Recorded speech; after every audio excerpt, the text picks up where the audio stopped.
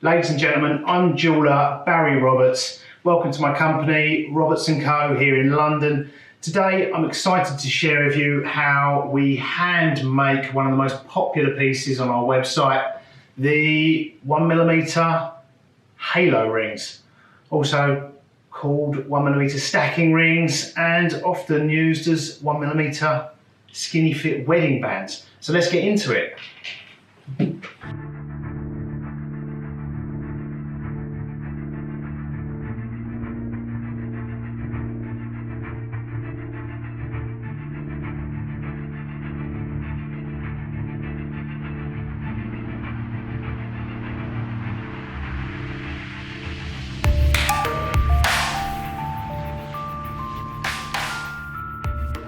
So today I'm going to be sharing with you how I hand make these very popular rings.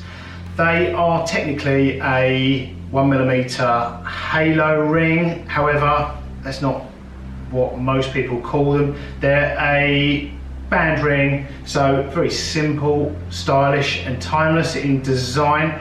People style these in a number of ways. They can be worn on their own, and many people stack them, so they're layered with either the same ring or rings from other designers, different styles and designs of ring. As a wedding ring, they're a very skinny fit wedding ring, which is very popular right now.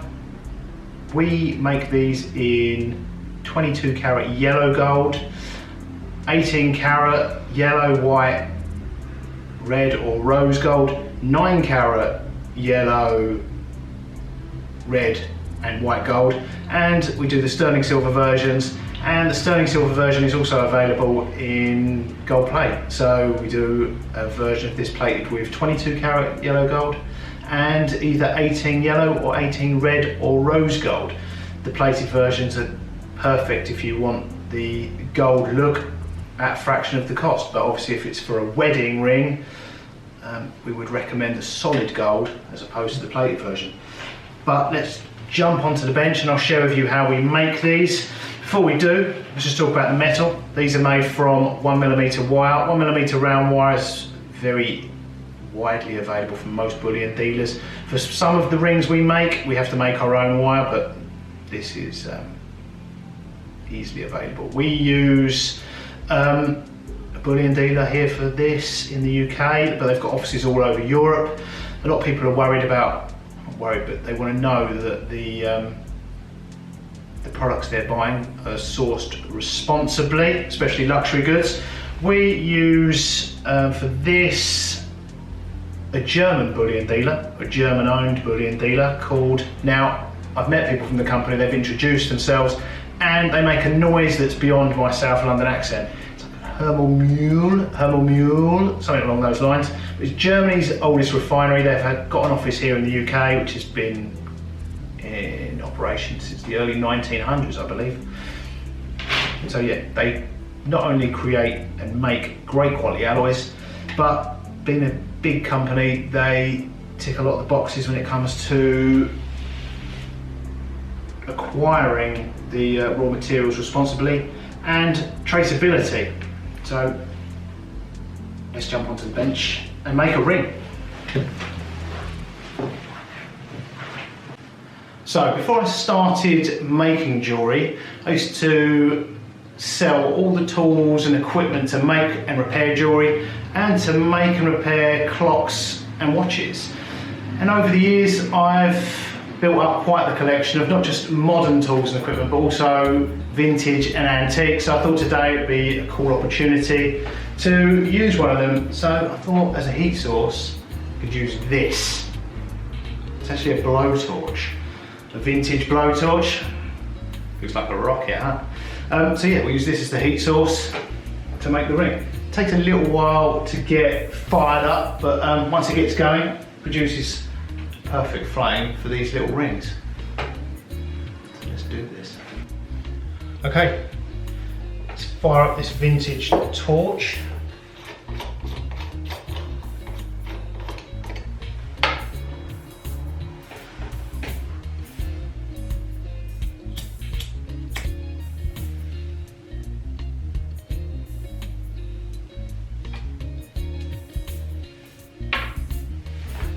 Okay, while the torch is warming up, let's cut our metal. Now, I normally make these in small batches, so I know the length for each finger size, but as this is a one-off, we can just wrap the wire round a ring stick.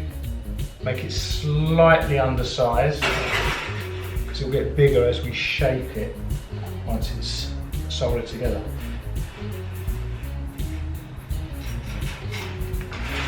So we have our ring.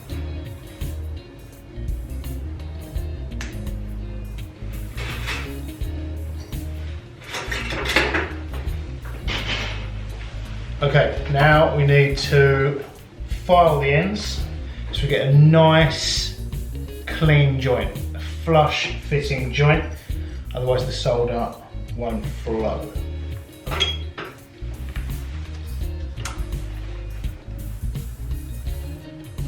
Choosing a very fine, flat side of a very fine file, get a nice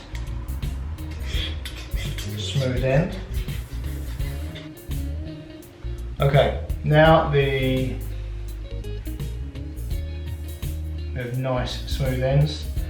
We need to form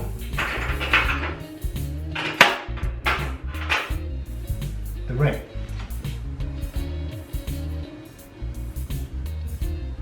For this, using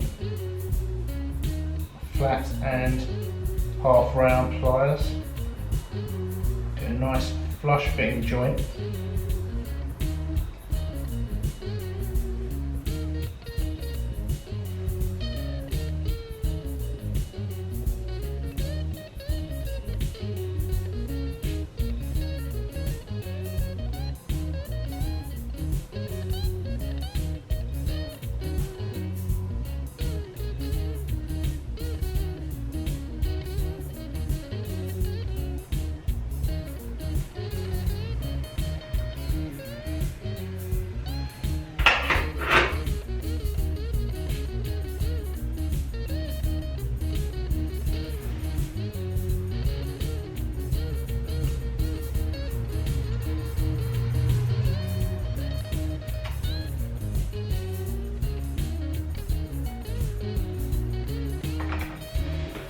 Okay, now we've got a nice clean flush fitting joint.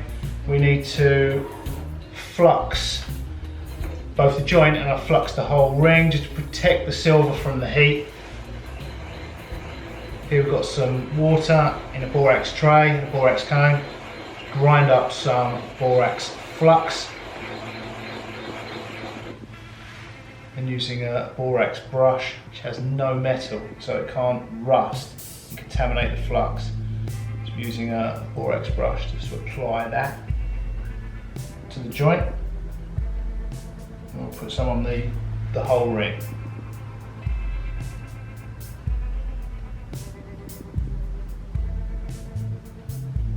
You control where the solder goes, not with the flux but with the heat.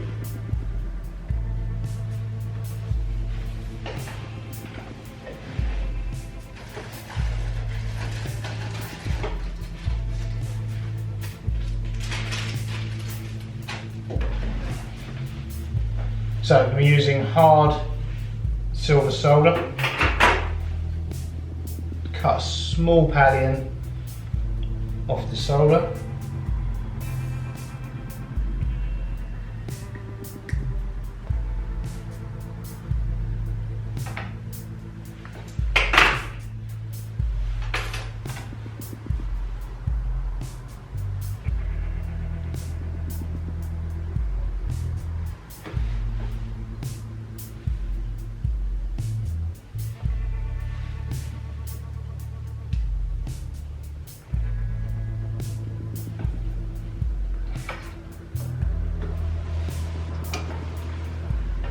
Okay, for this torch to work, you have to hold it at a slight angle, and that will heat up the burner, which will draw through the alcohol, and eventually we'll get a flame, and a flame hot enough to heat the silver up to the melting point of the silver solder.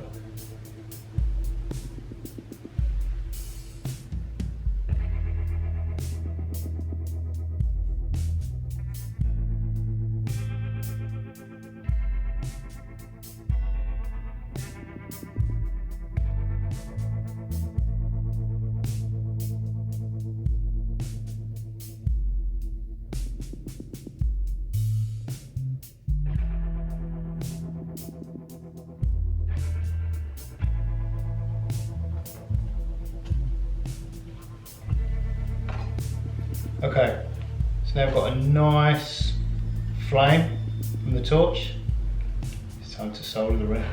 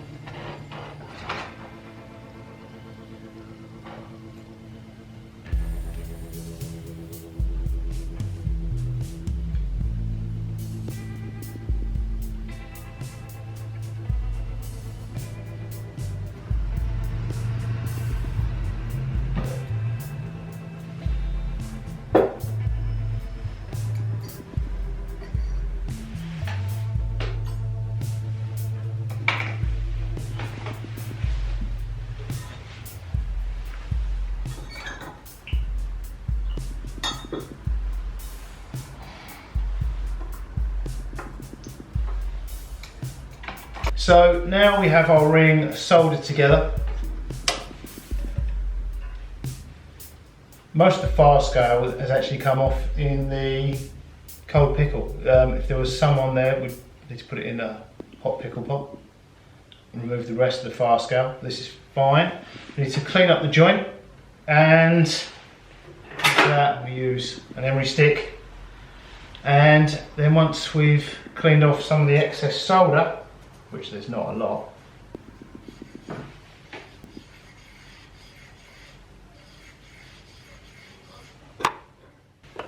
now we've cleaned off the excess solder, I can use a round steel mandrel called a triblet to shape the ring round. And I can hammer this with, I use a rawhide mallet so we don't distort the ring. Hammer this round and the ring's ready for its final polishing. It'll be ready to go to a customer.